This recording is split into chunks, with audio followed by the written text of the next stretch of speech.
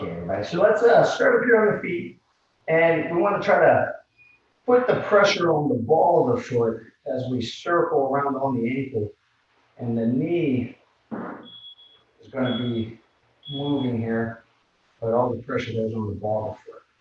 And we'll switch direction.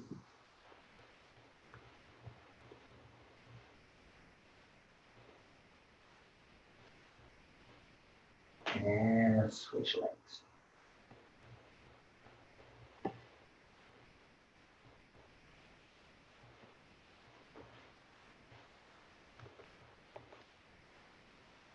Okay, now feet together. And we're going to circle the knees. Little bend as you go around.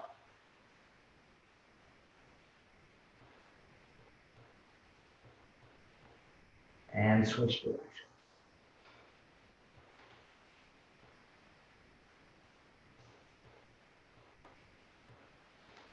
Okay, now we'll widen out the feet. Big hip circles, letting the head move opposite of the hip.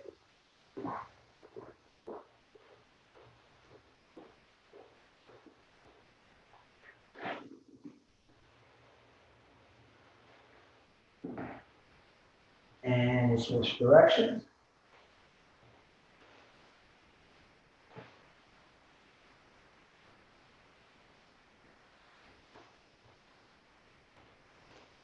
Now some torso twist. We don't want to go too far. Some people really overdo it. Just think about reaching off center, maybe like 45 degrees or so, kind of reaching out there. So we are rotating. Notice how this heel comes off, but not going too extreme.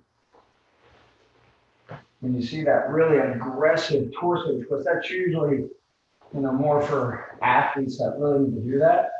And you should be able to twist your spine. Just a lot of people mess their spine up when they over rotate. And shoulder circles.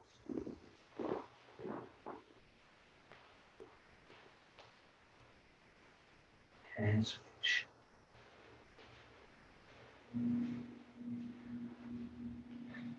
And neck circles, nice and slow. It helps if you keep your teeth together.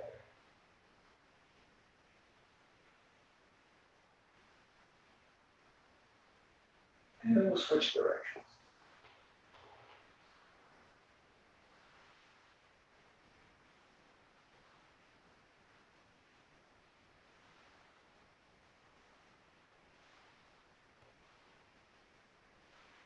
Okay, now gonna put our feet shoulder width and tuck the tail, right? So we tuck the tail up and under, we lift the spine, keep the tail tucked, the head back, the chin in, the hands up and out. We externally rotate the shoulders, pull the fingers back, and our gravity squat here. Breathing out on the way down, just letting the in-breath happen naturally. Keep the spine as neutral as possible, but we don't want any curvature right now. Don't worry about the depth of the squat. That's not the objective here.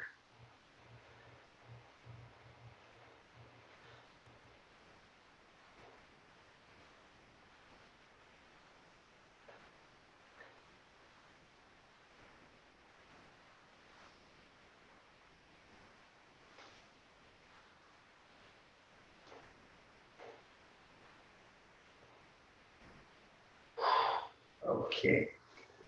All right. So our first exercise here. So you want to imagine you have like this line in front of you, right, with your nose to your belly button. It can deviate a little bit. You don't have to be super strict about it. But what I don't want to do when I reach, so when I reach, it's this leg bending and my weight stacked over this leg, and then I reach my foot out. What I don't do is this. I don't know if you notice, my whole center of mass is over here. That takes the weight off this leg and puts it on this leg. It's doing something, but not much. And not what we want to do. What we want to do is strengthen this leg, right? My left leg, and I reach laterally. My hands can go up front. That actually helps. If you reach straight out in front of you, And if you visualize something in front of you, like a point, like you should notice it stays there, not that it's shifting. I got to look over at it, right? So we're going to go 30 seconds one leg, take like a little 10-second break, 30 seconds the other leg, going back and forth, okay? So starting with the left leg, reaching with the right leg, and go. Don't worry how deep you go. And although my toe is gliding over the ground, it's not, there's no weight on it, right? All the weight's on this leg.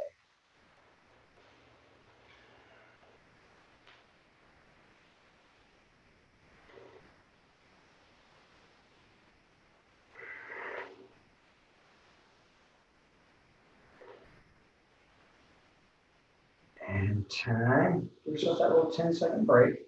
Now we're going to load up all the weight on the right leg. And same thing, we're reaching this way, but reaching forward, making the right leg do all the work.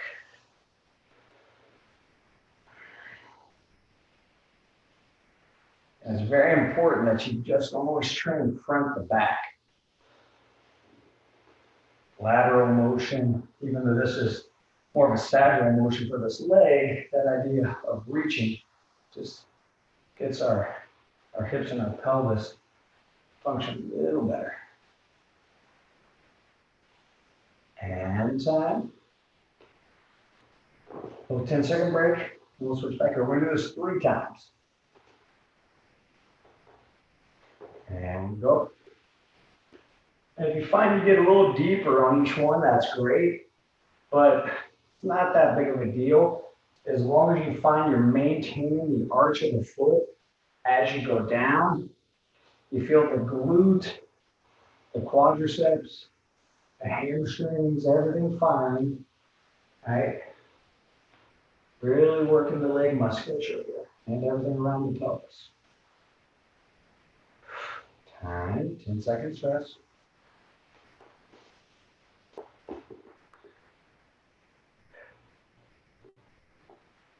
And go.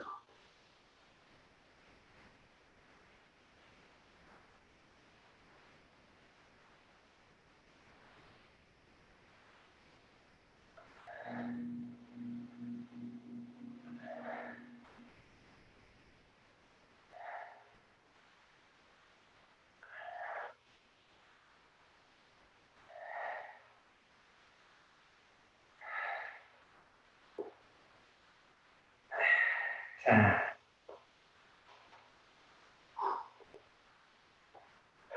One more round each leg. And go.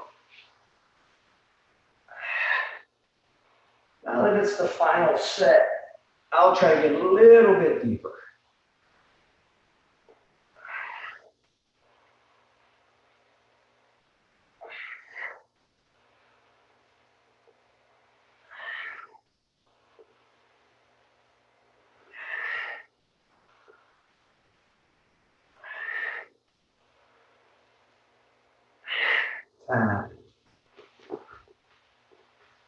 And today's going to be no equipment, like 0, just body weight. And whenever you have just body weight and go, you can always get a great strength training workout by just doing stuff unilaterally. Even if you're very strong, you go on one arm, you go on one leg, it makes things obviously twice as difficult, even more than twice, because balance, everything becomes an issue. So it's way more difficult.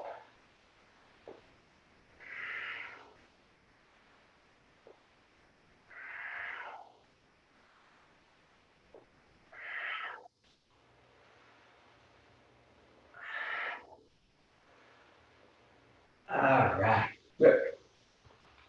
So that warms up the pathway. Okay, now more dynamic, and we're going to transfer, right? We're going to alternate back and forth. So this is going to be just one set, all right?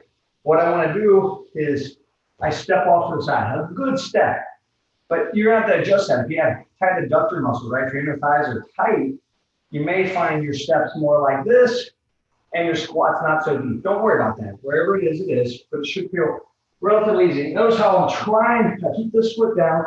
My feet are relatively on parallel lines. If you turn out a little bit, it's okay. If this starts happening though, no, right? So means you're stepping too wide or going too deep in your calves, right?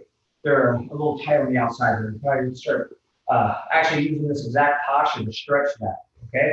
But I just dip down, I push back, I step up, and we just go back and forth here, right? This is gonna be one big step though for 2 minutes, but no rush. It's work at your own pace, but try to get the best range of motion you can get, I should say. Not necessarily full if you can. If I get my thigh to parallel with the leg that's bending, that's excellent. And I reach my hands out front. And by going slow, that is where the strength training takes place. If I go fast, that's more power. And you'll see here in a second, we're gonna do something like that.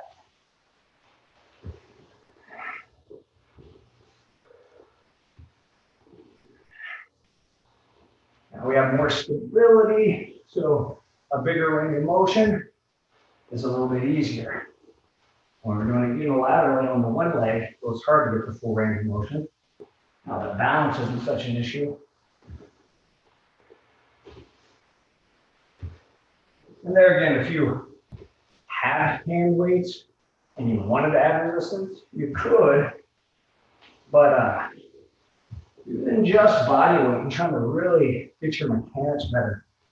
Even though this is technically lightweight for me, I enjoy doing stuff like this throughout the week on my strength training because this is part of strength, right? It's not always about putting a bunch of weight in your hands or on your back and trying to lift more and more and more and induce hypertrophy. For me, where I'm at in my life, I just want to feel good, right? So I'm not trying to bulk up. I don't want to give myself a premature heart attack. Put on like 50 pounds of muscle and then drop dead in a few years. So I want to be as strong as I can pound for pound with the best movement I can have. That's my goal. Here's his mass, and start adding little weights and getting all that protein and carbs. And time. Okay, so we'll break. So now you're going to see the mechanics of this, right, are still the same in a sense. It's in that frontal plane. We're moving laterally, but now it's the energetics that are changing, right? So don't worry if you don't go super deep. There's like a rebound effect, right? But I go here, and it's like a spring brings me back here. Don't get like doing this, right? Really come back to center, feel your balance. You can let the hands do this, just like an air squat. So we're gonna go on one side, 30 seconds, rest 10 seconds, 30 seconds the other side, rest 10 seconds, 2 sets. Okay, ready, go.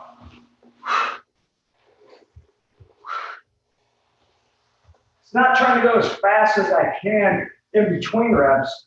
It's to not sit there. Then I come back, right?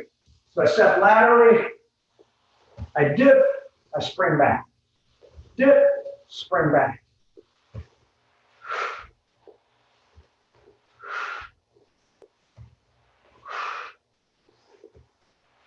Turn.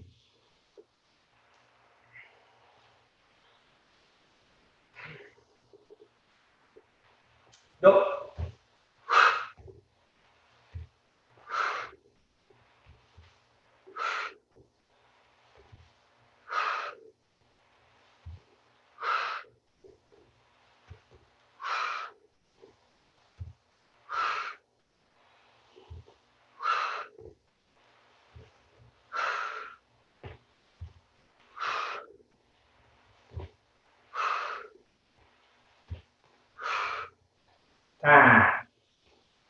So you notice when you speed things up, the range of motion typically tightens up too, right? That's that optimal range for power production. Go.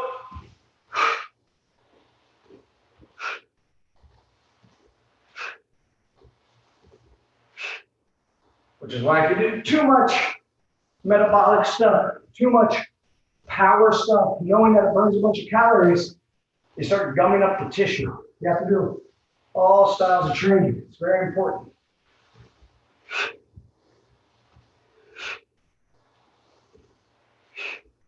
Time.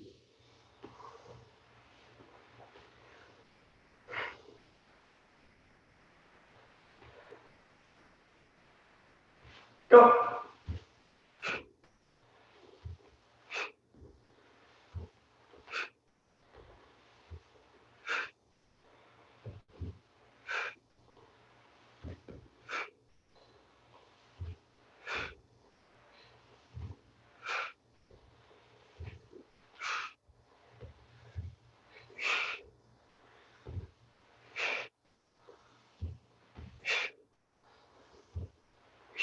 Time.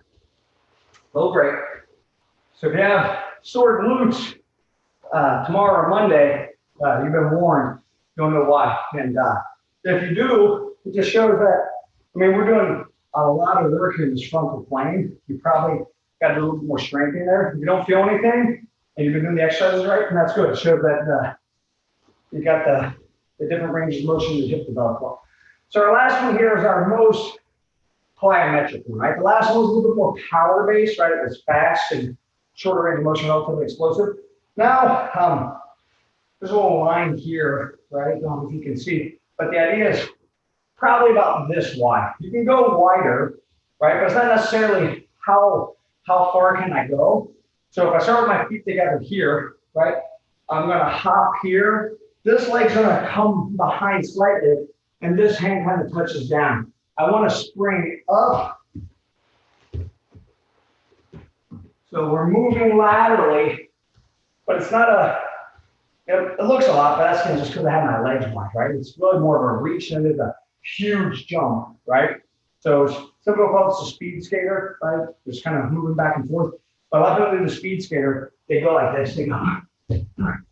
That's not what we're doing. We want to kind of spring up and land, all right? So we're going to differentiate that by not staying hunched over, try to get tall on the in-between. And go.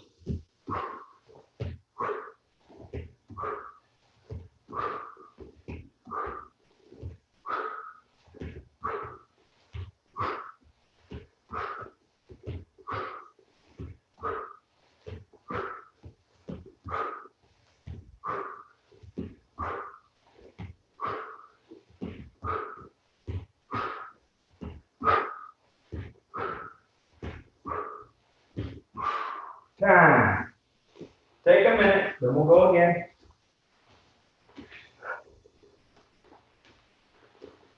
So 30 seconds on, 60 seconds off. This is what I would consider a low amplitude plyometric. Not a lot of impact on the joints. But you, for some of these may be high impact. So maybe find the 30 seconds is too much. You may just do 4 or 5 repetitions each time. When I'm doing big lateral bounds, where I'm trying to jump, I'll cut my reps, right? So you don't have to, do the full 30 seconds. Never feel it in your joints. That's the rule, right? Feel it in your joints. It's not going to be a good outcome in the moment. We'll get ready here in 10 seconds.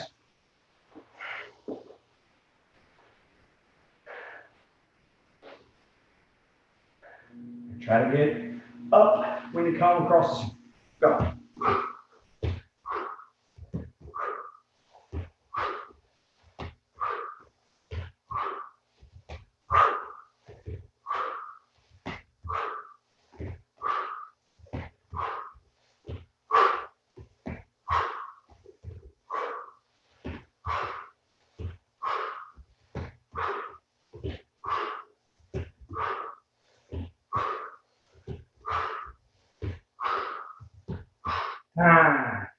Relax.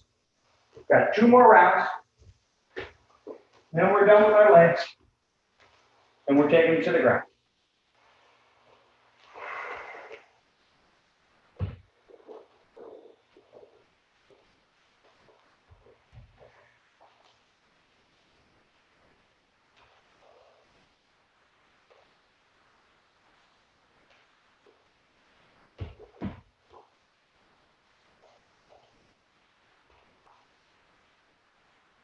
About 25 more seconds.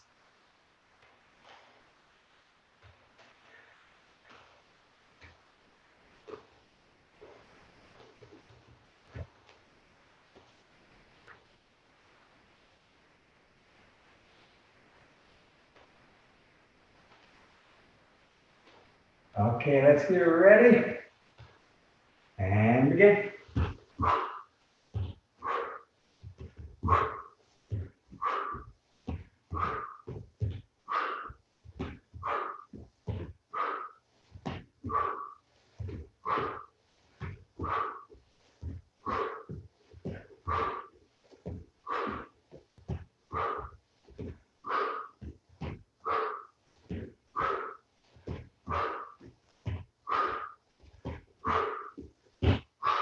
And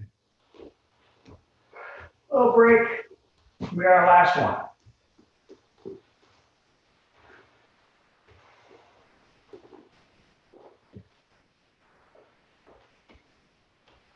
There's just a really simple rule with exercise. If you do activities that have you moving front and back, right, you need to put more twisting in the lateral motion. If you're having to play like hockey, right, where you move a little more laterally, you have to do more front and back. So there again, depending upon the mechanics of each joint, what you're doing, you got to put some training that kind of bounces it. Most people, we're like this with front and back. Right? We sit in chairs, we walk forward. So most people need to be doing more side to side and twisting stuff. Put some sagittal stuff. To be clear, it isn't like there's a good or bad range. You just don't want to overdo it. And go.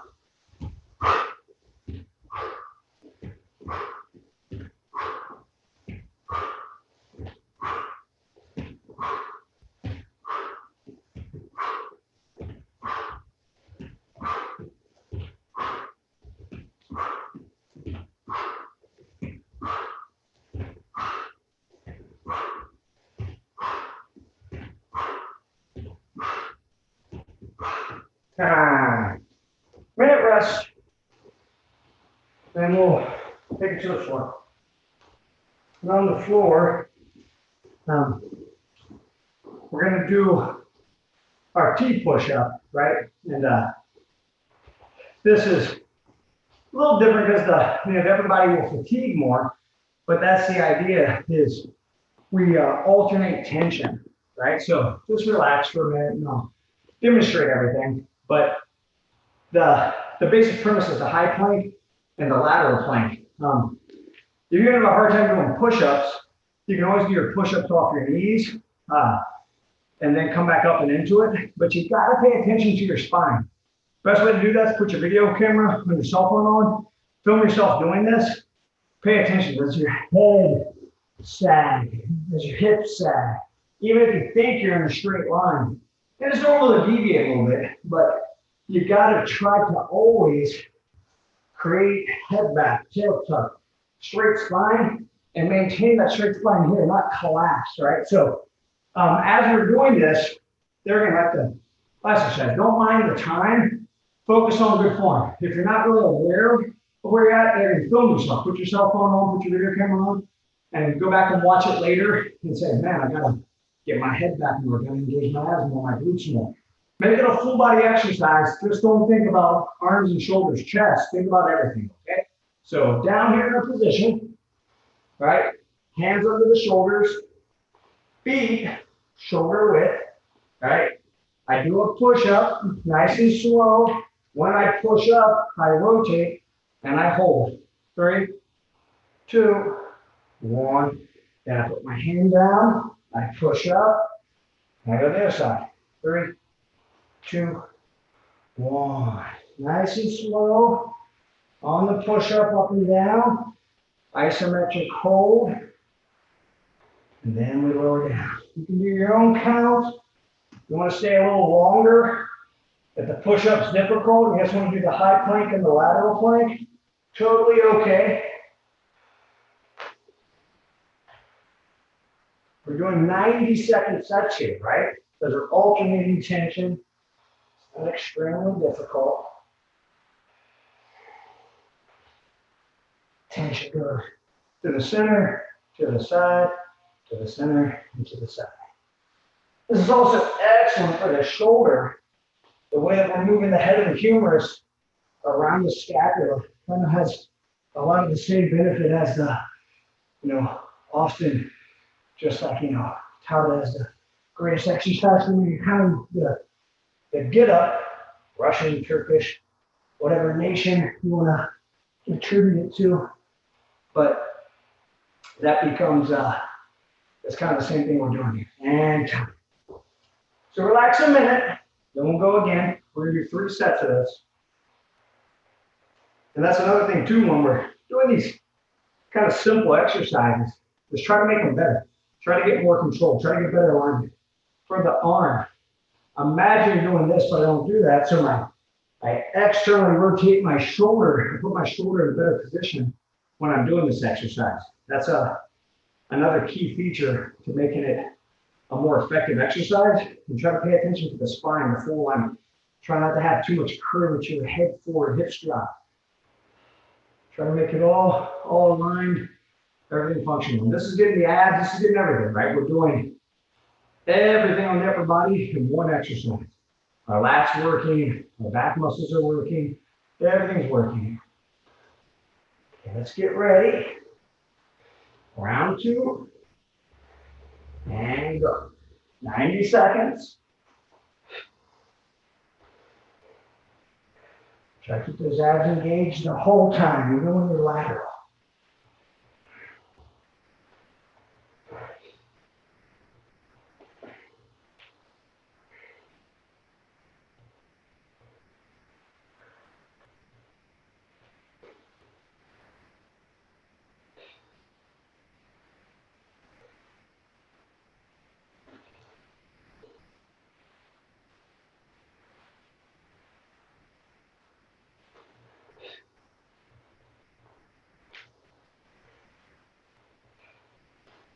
Halfway.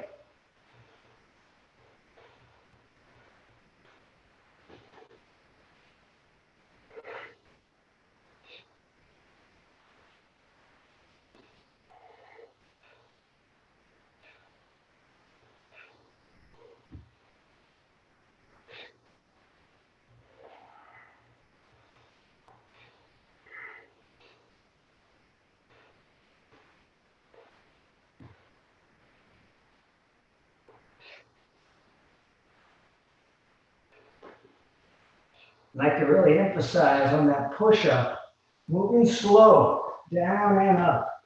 Try to get the full range, keeping the spine aligned. And time. 60 seconds rest. And we're doing a long set, 90 seconds, 60 seconds rest, a short rest relative to the work. So don't be surprised if you start fatiguing. Maybe cut your range of motion. Maybe your push-up goes down to the knees. Maybe even off the knees, it's a partial roll. Most important thing when you're doing these is just always think about the spine first, right? And then the appendage second, whether it's a squat, whether it's a push-up, a pull-up, whatever. It's a very important little cue.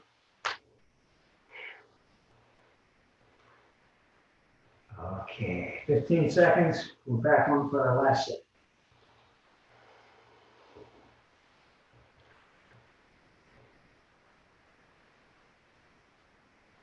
Get ready. And here we go.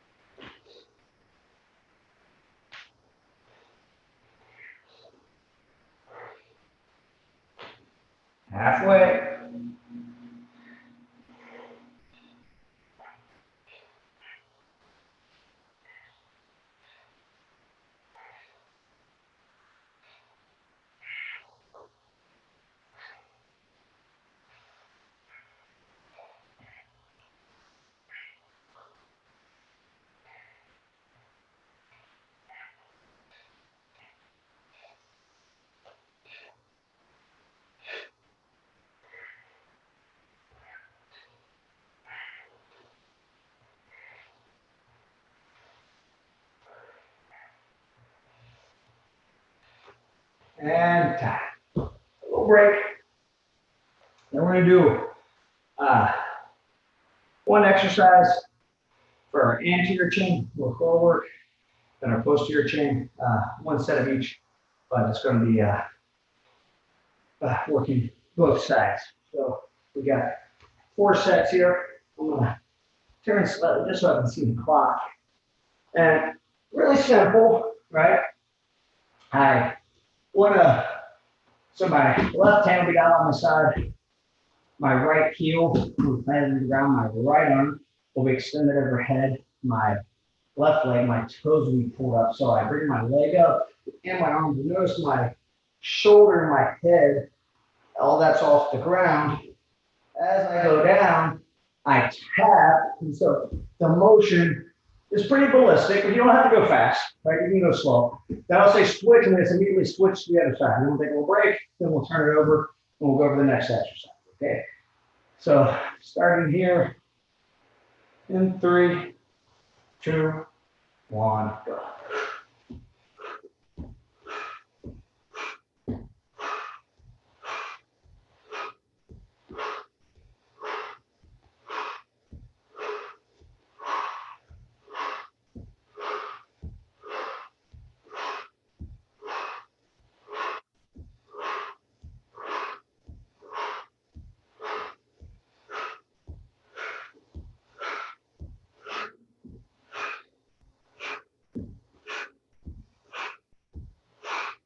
Switch.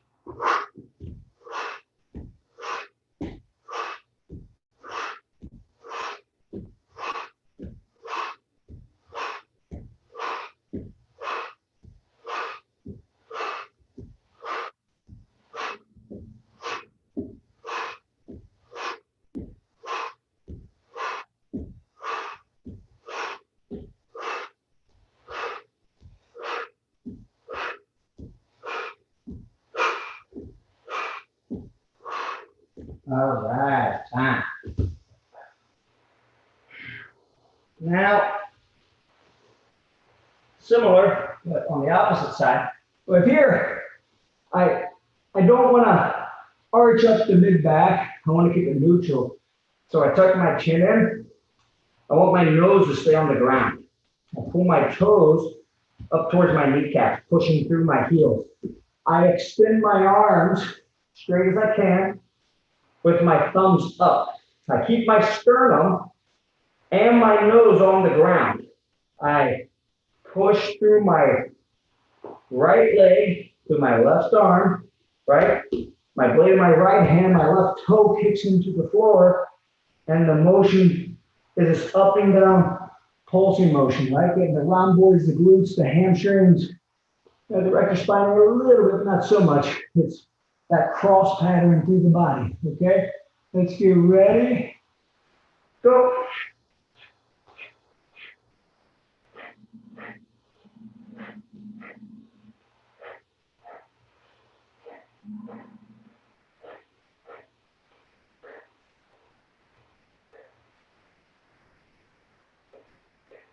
Switch.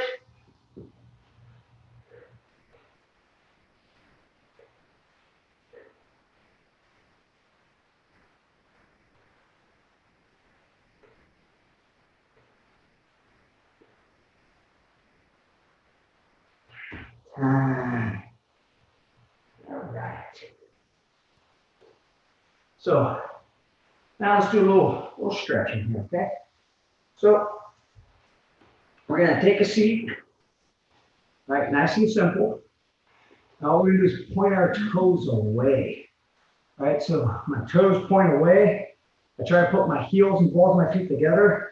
I'm trying to internally rotate so everything touches here, right? So for some of you, that just might be this. You might feel like a stretch. You start to fall forward. And then you start to let your head fall forward. Now don't force anything. It's a long, slow stretch. I'm exaggerating. When I breathe in, when I breathe out. Move with the breath. Try to get deeper into the stretch at your own pace, right? Let the spine fold When you come up out of it, if you feel like you're in a little bit of a compromised position, you can brace your hands down, bend your legs, let your legs out of it. Okay? There we go. 90 seconds of work here. Let gravity do its trick.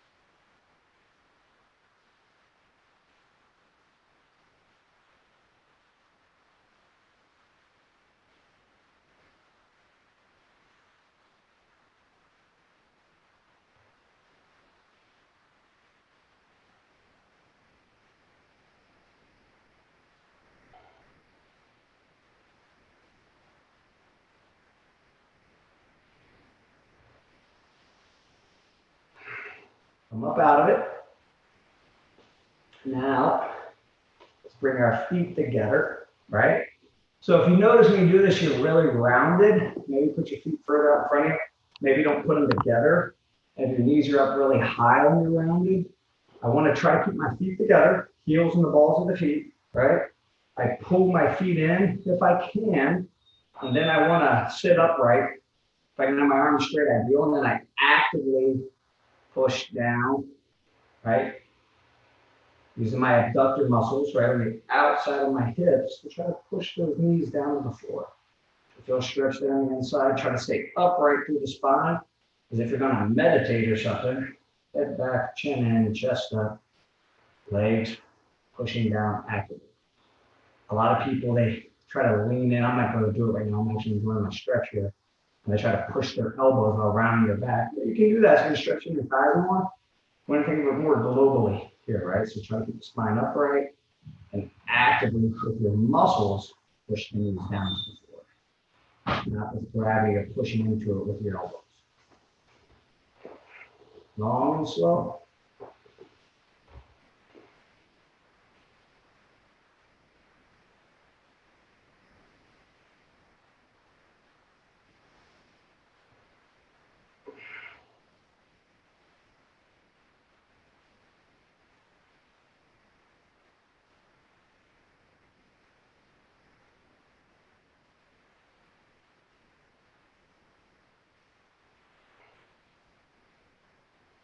Take your right leg, extend it.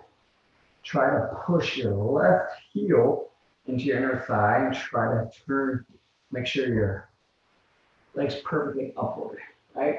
Now what we want to do here is we lean forward at the chest, try to clasp, pull your toes back towards you, right? If you can clasp on there, you can try to let the head drop and find if you're here, wherever you are, it's fine, but don't do this. Pull the toes back, reach forward, and then try to take, not necessarily grabbing your toes, that's just step one. Like if I had perfect mobility, my head would be on my shin, right? And then the same thing, lower down, let gravity do its trick.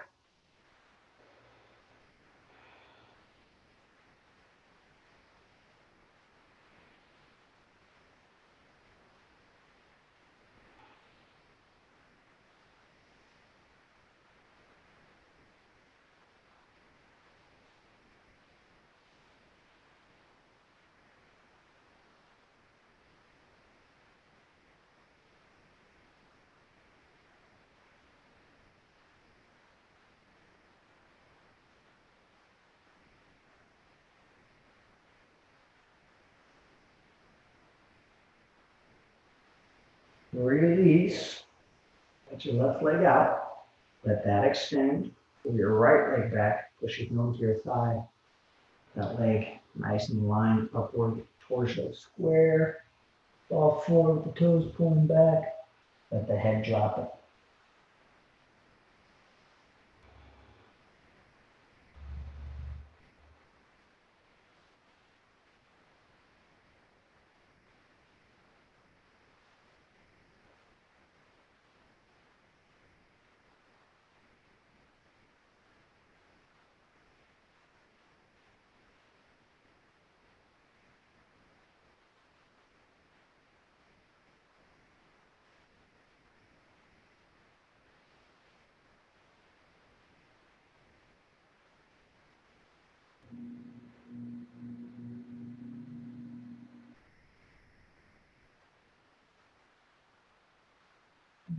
Come up and out of the stretch.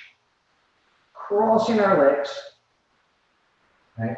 And work on the thoracic spine here. So make sure sit bones are on the ground.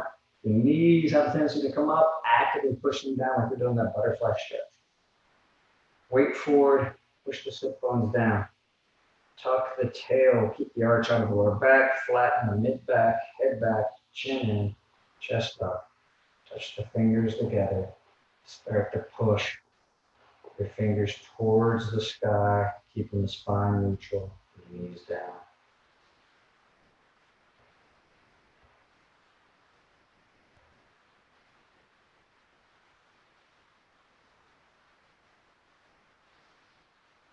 It's not about getting your hands perfectly together overhead. That's fine. You can do that with the spine. It means you've got spine's all open up, right? But it's about connecting to that mid back, T6, T7, and trying to create space there.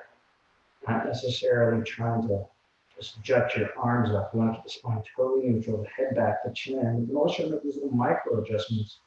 The more aware we become of our spine, the easier it is to always put ourselves in proper alignment. Just don't zone out here, really zone in. 10, 9, 8, 7, 6, 5, 4, 3, 2, 1. Lower down, keep the spine, and relax. Okay, so that's it for the workout. If you're gonna stick around for the webinar, I'll be right back in 1 minute. Let's go use the restroom real quick, and we'll get going with that. So you can have your questions ready, and I'll be right back.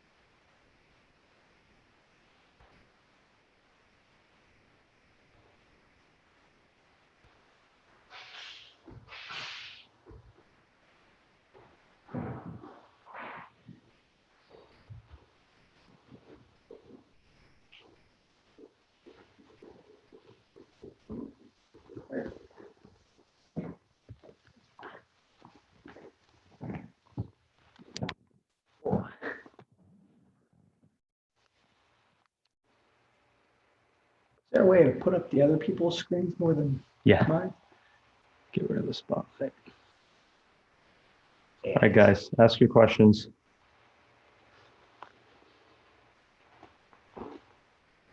Hey guys, you can whoever wants to go first, you can ask whatever you want to ask.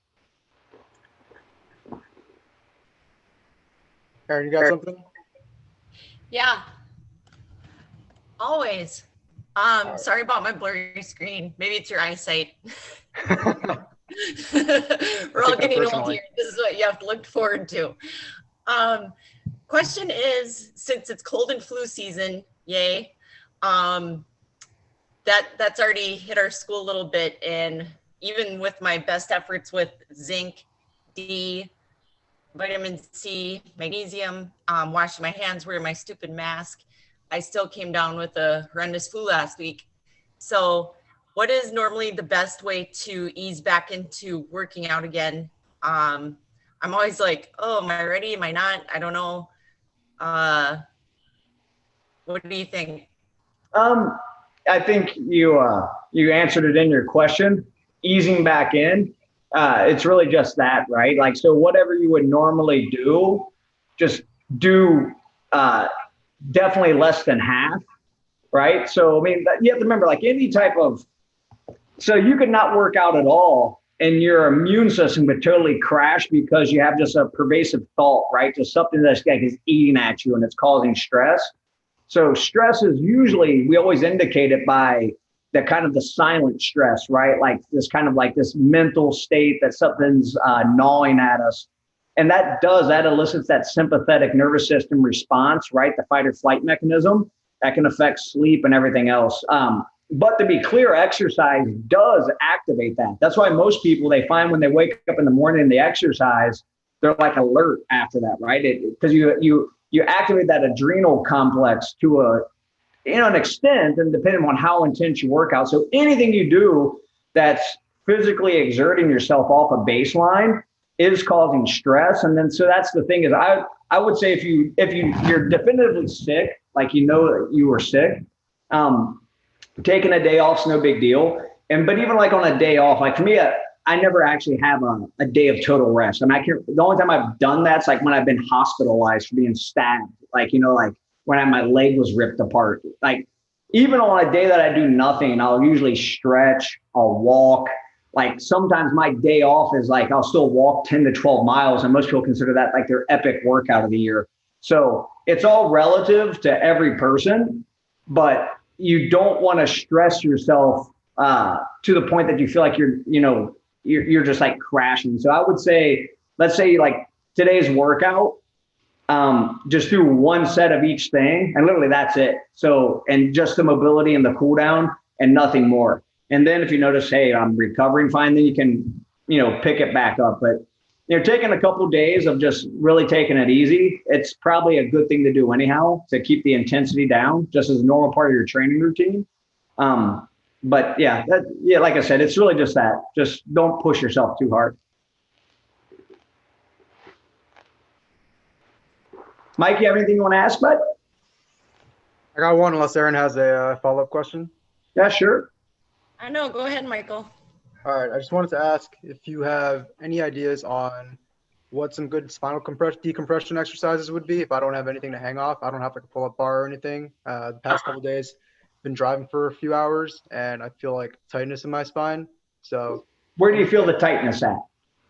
I guess it'd be like the mid to lower back. Okay, yeah. So like the one we did today, I mean, I think that's the best thing for spinal decompression, the Eldoa postures, the things we always do at the end. There's literally one for every vertebra of the body. But what we did today was T6 and T7. The trick is if you're not feeling the decompression, it means you're not connecting to the alignment of the spine. That's why that gravity squat, right? Like when we do this and it's trying to create this kind of straight up spine, right? This non-curved spine. So every one of those postures, I'm trying to create this as I'm kind of like uptight looking with it, but that's how I want to be when I do that exercise. And what happens, the different arm postures, hand postures, the way that we do it, by keeping the alignment, it actually is a form of traction. What happens is it anchors the lower vertebra and it pulls the top one. The thing is it's a peak isometric contraction. So that's why when people, they're doing it correctly, as you get better and better at it, as the spine starts to regain the space, like so every vertebra has like space right in between it. As we age from sitting, and I'll show you, like when I'm sitting here right now, this is like why I use a stability ball. I'm able to roll, but I'll put my hips back like I just sat in a chair.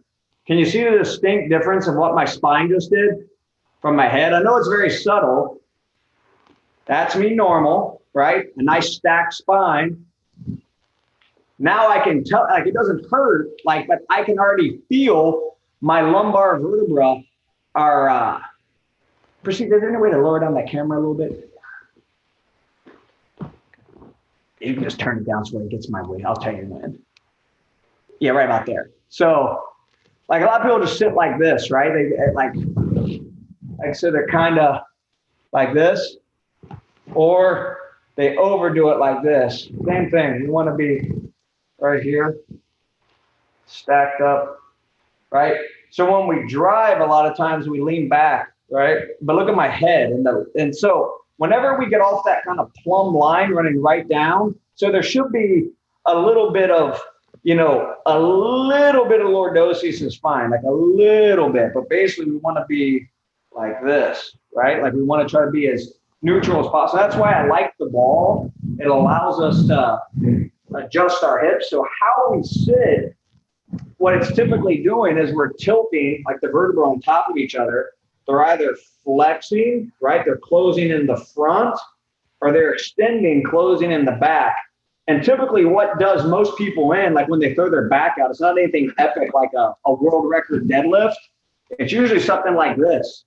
They flex, they rotate, they go, like they throw the back out. Because what happened, it wasn't that motion. That motion is what they say, the straw that breaks the camel's back. The spine's starting to fixate in this back position, right? Right now, there's no pain. Then a slight rotation, like in the lumbar region, that shouldn't really happen. And it goes like that, and boom, like these two parts click, say there's a nerve there, and then boom, we got a pinch, you got pain, maybe you got a spasm, causes sciatica.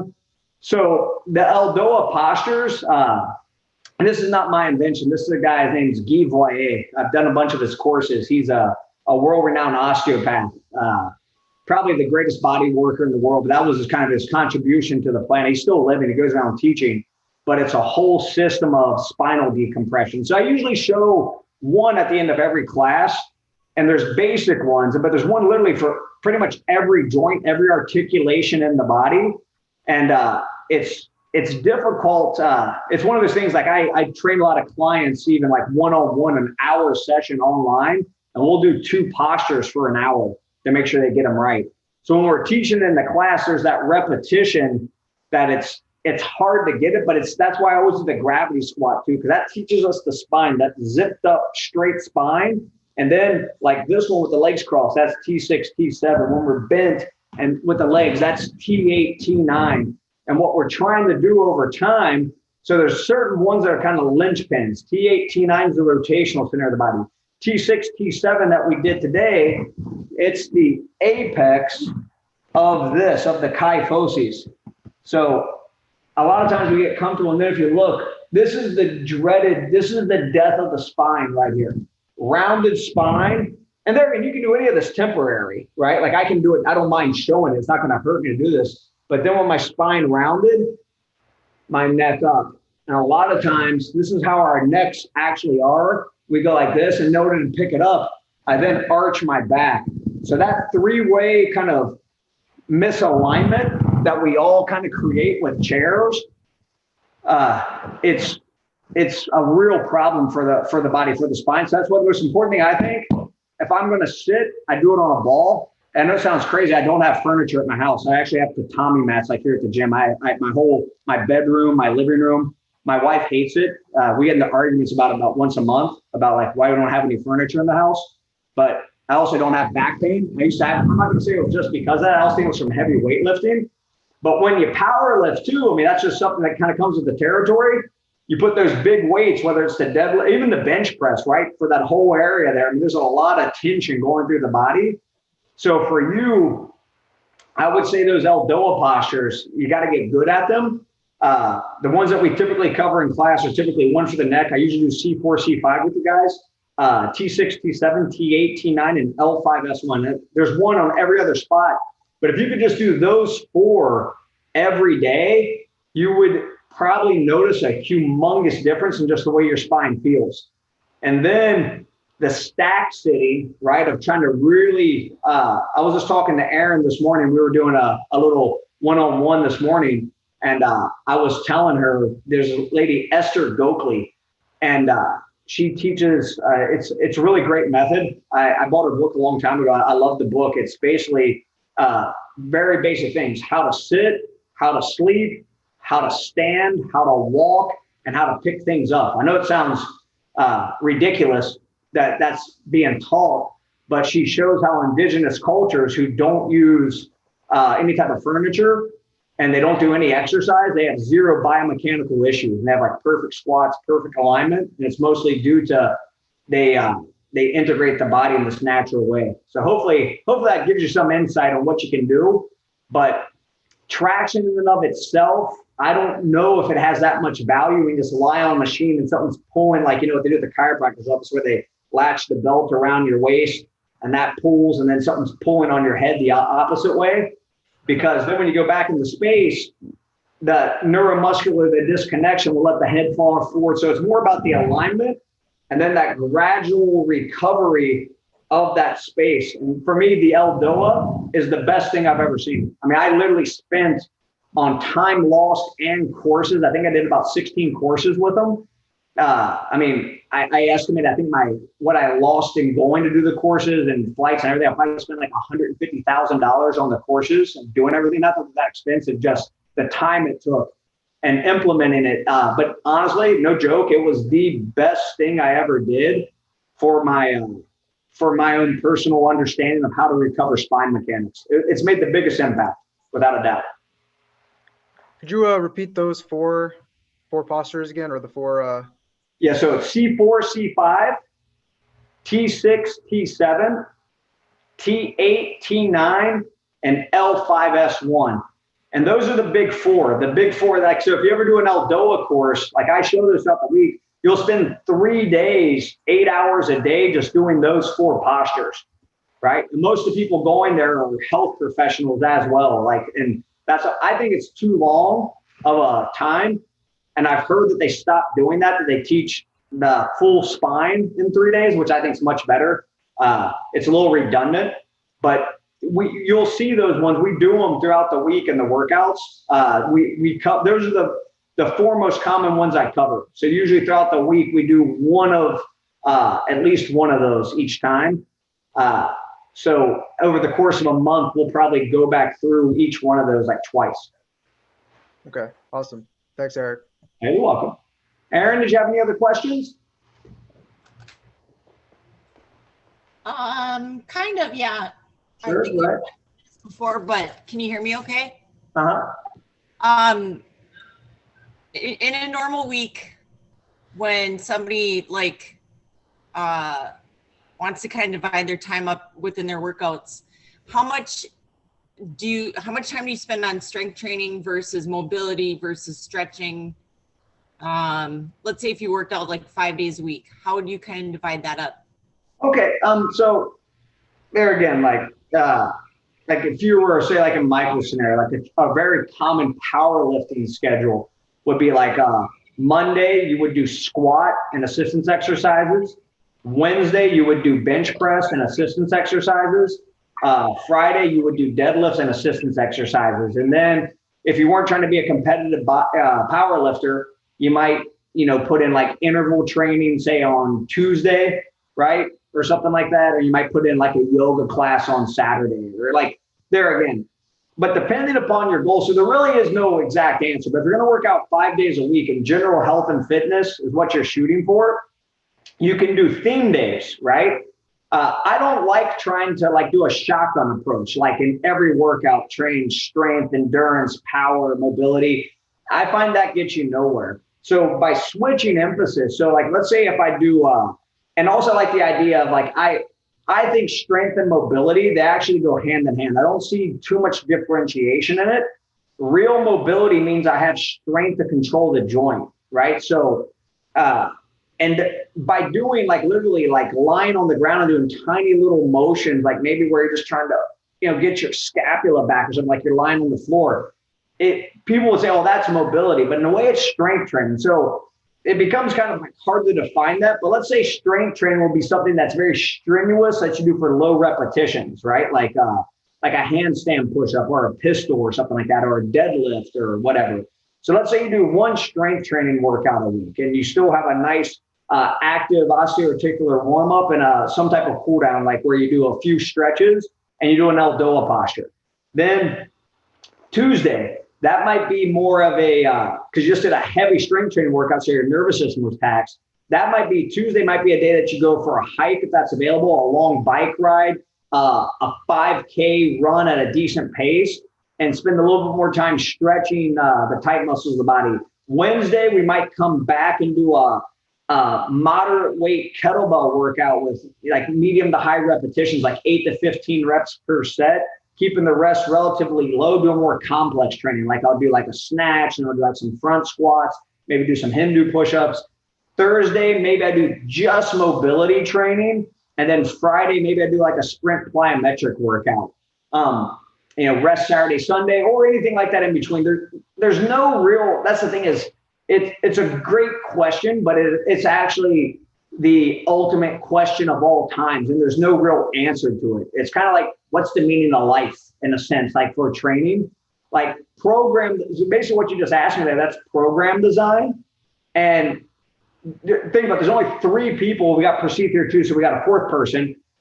I would imagine we all have slightly different goals, slightly different limitations, different training schedules, sleep schedules, and everything else. So everybody's answer to that question is going to depend upon what their goals are. But with general health and fitness, I would say 30 to 60 minutes, 4 to 6 times a week is what I recommend to everybody. And it can be every day.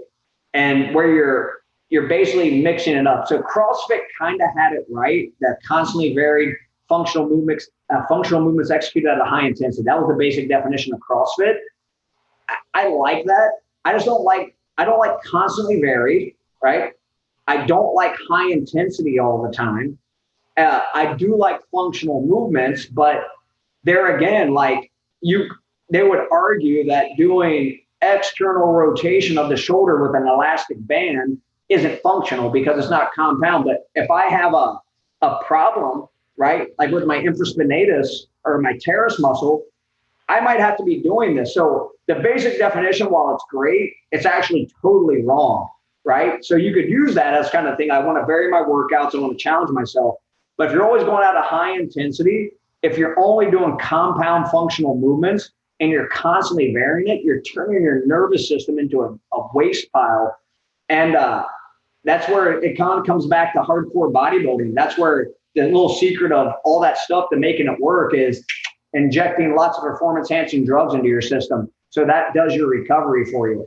So we have to constantly vary intensity, use mostly functional movements, but implement segmental training and the high intensity, low intensity, and then the variance of the patterns. I'm not so convinced we need to vary it so much, a little bit. And as long as you're varying it intelligently while still respecting the biomechanical kind of limitations of the body, then the variance is fine. So that's what I would say. But there again, just if you notice you're doing the same thing every day and you're not getting results, then probably got to switch it up a little bit. But there's tons of people out there that take a whole contrary view to like what CrossFit does. And the guy I was telling you about before, Aaron, the Pavel Tsatsouline, he's the kettlebell guy that brought, kettlebells essentially popularized them in the modern era here in America. And, I think in his Joe Rogan interview, I think he said he's done for the past year just single arm swings and dips. That's been his workout. He just does that every day. He just swings the kettlebell on both sides and does some dips. And, he's super strong, super fit.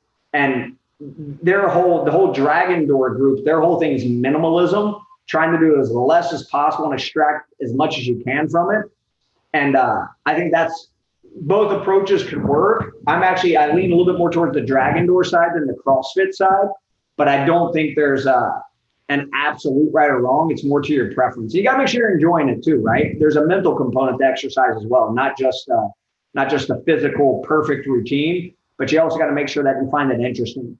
But I would suggest for most people, if you're doing like functional workouts like we do here, say you're following along 3 times a week, just doing a very basic, easy way to do it, I would say, is just a diverse running protocol. right? One day I run slow distance, another day I run short sprints, another day I use an agility ladder. Snowing outside, I do different jump rope patterns, or I run up and down stairs, find a hill to run hill sprints, have somebody hold an elastic band around my waist while I sprint, or get a sled and push it.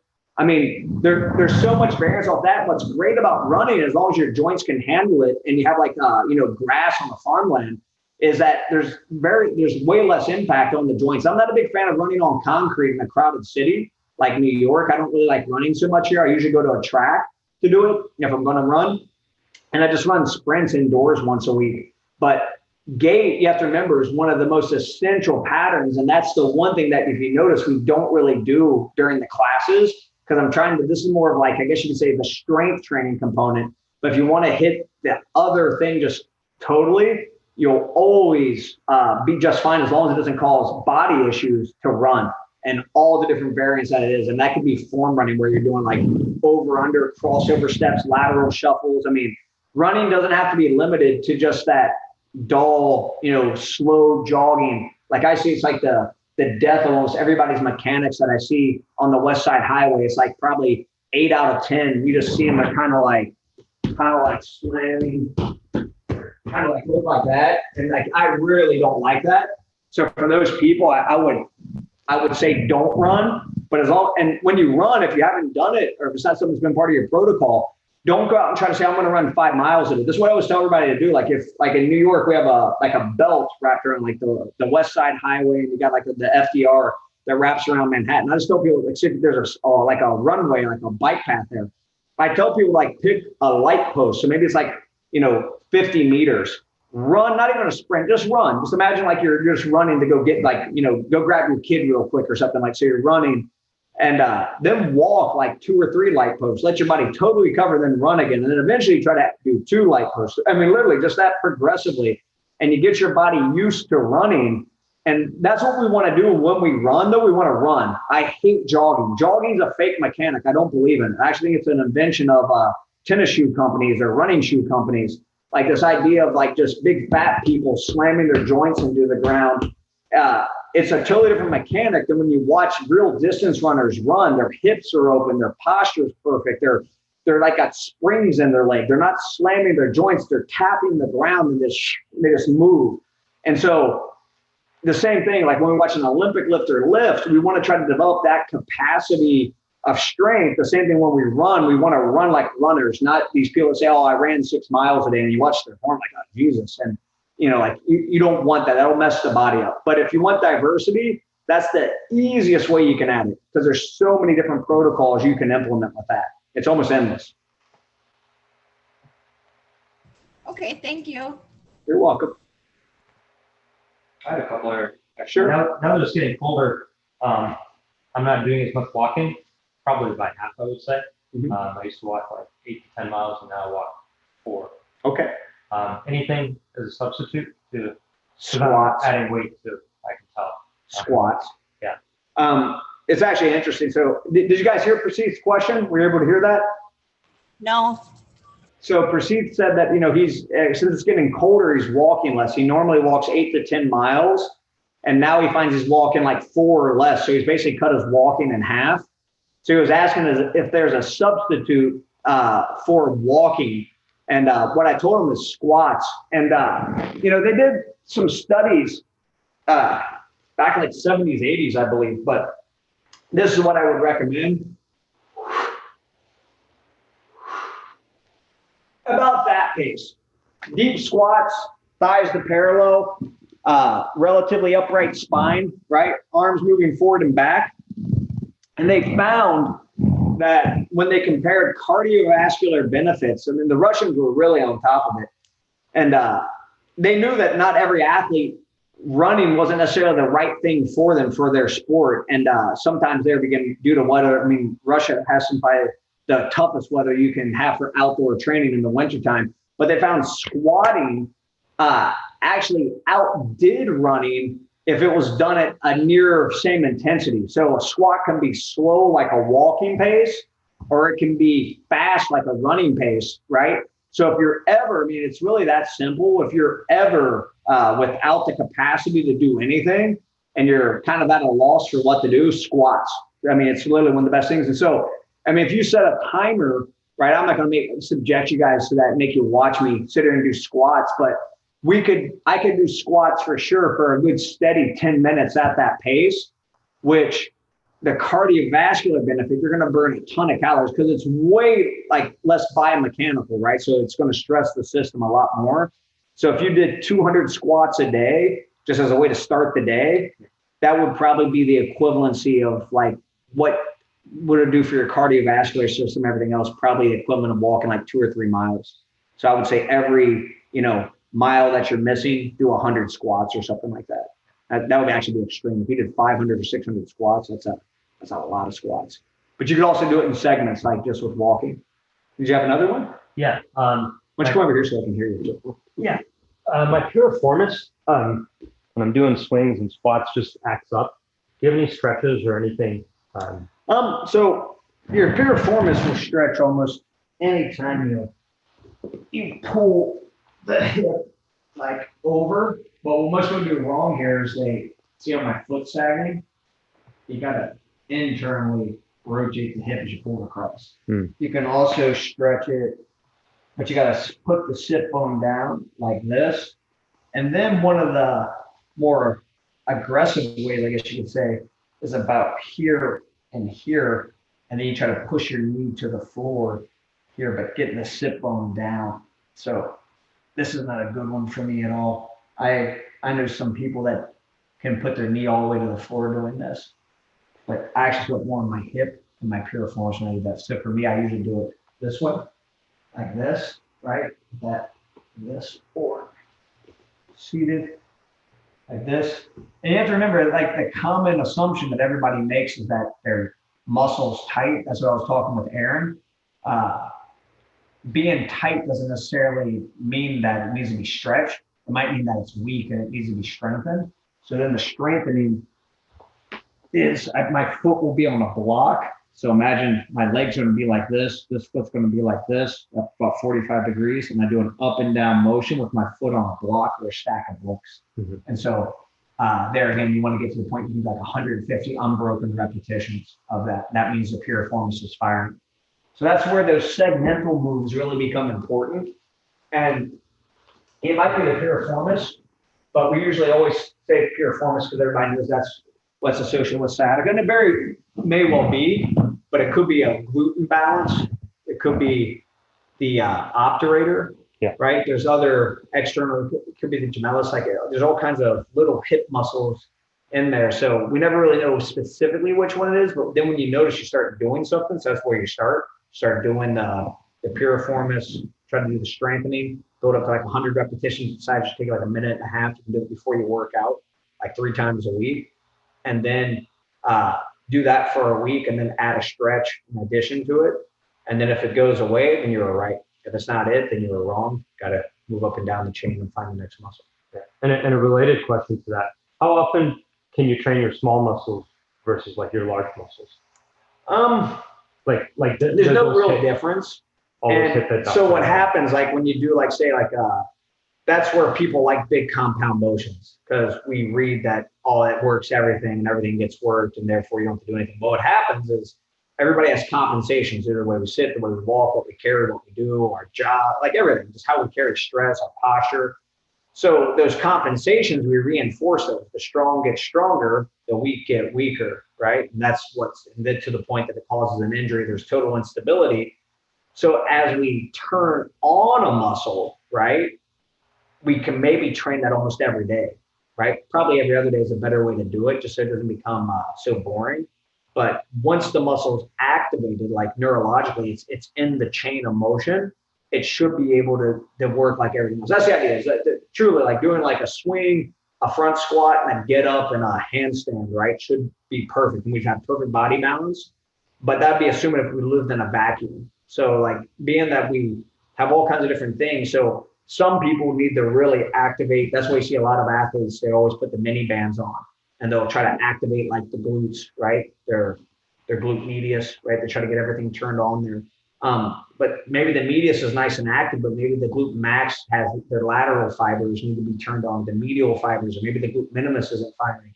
And so what happens as we keep just doing this, and one thing, it feels good like for 1 week and it gets rid of the pain, and then 2 weeks later the pain's back. It's because now we've got this fine, but now this isn't fine, or this is fine, now this isn't fine. That's why the strength training should always be comprehensive. You just move, it's kind of like in jujitsu. You try to move around the circle and cover all the techniques. And then when you notice you have a big glaring weakness, you work extra on that. So like for me, like I have a slight arthritis right here where I have a screw in my knee. So my VMO, my vastus medialis obliquus muscle here, it will atrophy quick. So I do a specific strengthening protocol. And I do both sides, but I actually do extra for this one, an extra 30 repetitions. And I do that, it takes me about 3 minutes. And I do it about twice a week. So I know I need that, like for me. So I'm always going to do that. I'll do that to the day I die, right? So there again, everybody's going to be different with that one. But unless you know you need it, just by touching upon it, and there again, like subumbilical abs, if you can't lift your hips up off the ground, that means you have no muscle there. You need to do that every day till you can start doing it. Then once you can do it, if I check in on it once a week and I still have my range of motion, I'm like, oh, I'm good then.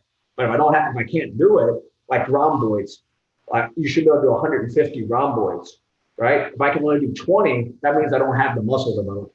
So that means when I'm sitting here like this, my shoulders are going to start sagging, right? But when the muscles develop, it'll just hold me in place there, right? So that's the idea, is like there not an exact answer, but basically if it's not working, yeah, you need to get it turned on. Once it's turned on, it should work in conjunction with all the others. And that's the idea of just doing a pistol and a handstand push up and like a muscle up or any type of push pull squat pattern should work the whole body in a perfect world. But in the real world, none of us will ever get away from doing segmental training. It's almost impossible. Anything else? Nope, that was it. Anything else, guys? I'm good. Thanks, Eric. You're welcome. Aaron, did you have any questions? Sorry, no, I think we're good. All righty, cool. Well, hopefully that helped you guys, and have a good day. And we'll probably be back doing one of these here in a couple weeks or so. Okay, thanks, Eric. You too. Have a good weekend. Yeah, have a good weekend. Bye-bye. Thanks, Eric. See you all.